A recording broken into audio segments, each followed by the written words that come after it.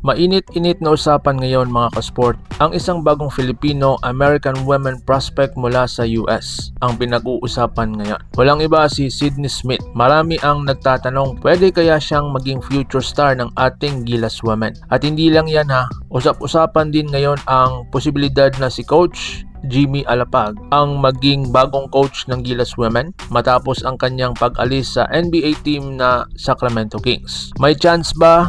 Perfect fit ba siya? At gaano kalakas si Sydney Smith? Kung trip mo po ang ganitong content, paiwan ng follow at pasubscribe na din. Tara po, simulan na natin.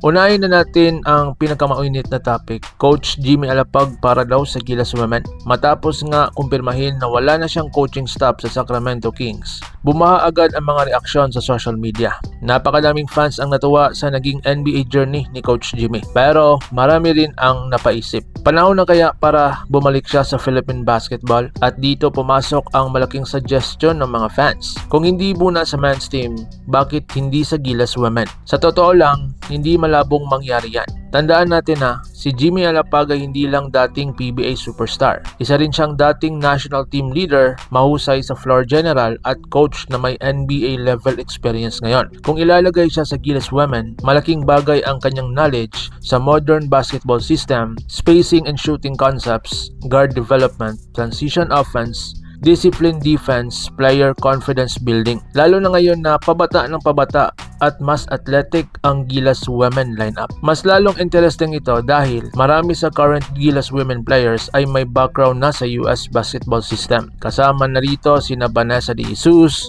Naomi Panganiban, Sumaya Sugapong, Ella Fajardo. Mga players na exposed sa mabilis, skill-based at guard-oriented style na laro sa US. Kaya kung si Coach Jimmy ang hahawak, mas madali raw maipapatupad ang kanyang sistema. Dagdag pa riyan, kilala si Coach Jimmy sa pagiging calm under pressure. Mataas ang basketball IQ at mahusay sa pagkikipag-communicate sa mga players. At sa women's basketball ngayon, napakaling factor ang tamang culture at confidence. Kung mangyari man ito, posibleng mas tumaas pa ang level ng Gilas Women sa Asia. Pero sa ngayon, wala pang official announcement mula sa SBP. Kaya ang tanong sa inyo mga ka-sports, perfect fit ba si Coach Jimmy Alapag para sa Gilas Women? I-comment mo po yung hinaing sa baba. Samantala, ngayon naman kilalanin natin ang bagong prospect na pinag-uusapan sa social media. Walang iba si Sydney Smith. Isa siyang Filipino-American guard na may taas na 5'5" at naglalaro bilang point guard at shooting guard. Bagamat hindi man pinalad sa kanyang height, kilala siya sa pagiging scorer, mabilis at mataas ang confidence sa opensa. At tandaan natin na sa women's basketball, hindi lang po taas ang basihan. Napakalaking factor din ang skill, shooting, speed at IQ. Sa kanyang high school career sa Amerika, gumawa lang naman si Sydney ng matinding pangalan matapos maabot ang 2,000 career points. Oo mga ka-sports, 2,000 points.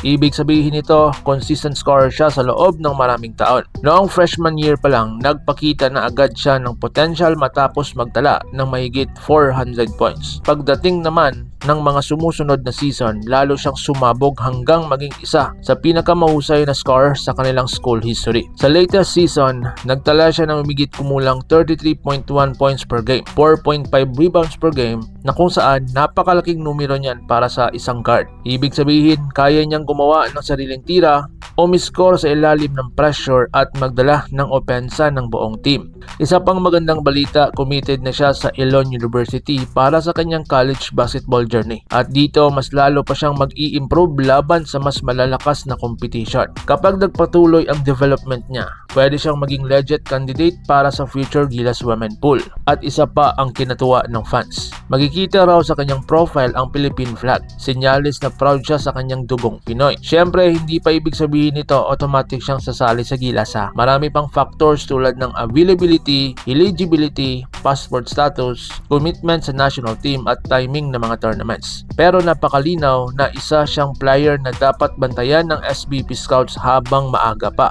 Kung makuha ng Gilas Women si Sydney Smith sa future, malaking tulong siya bilang isang scorer off the bench, instant shooter, playmaker, fast guard laban sa Asian Games, at sa modern women's basketball ngayon, napakalaga ng guards na kayang gumawa ng puntos. Sa kabuuan, magandang panahon ito para sa Philippine women's basketball. Habang dumarami ang Phil-Am prospects, tumataas ang competition, at gumaganda ang programa ng Gilas Women. At kung madadagdagan pa ng coach na may NBA experience tulad ni Jimmy Alapag, nako, mas exciting ang future. Kaya mga ka-sports, dalawang tanong. Dapat bang si Coach Jimmy Alapag ang magiging Gilas Women coach? Or gusto nyo bang makita si Sydney Smith sa Gilas jersey balang araw? Comment your thoughts below at babasahin ko yan. Like, subscribe at hit ang notification bell para sa latest Gilas updates. So paano? Ingat po kayo.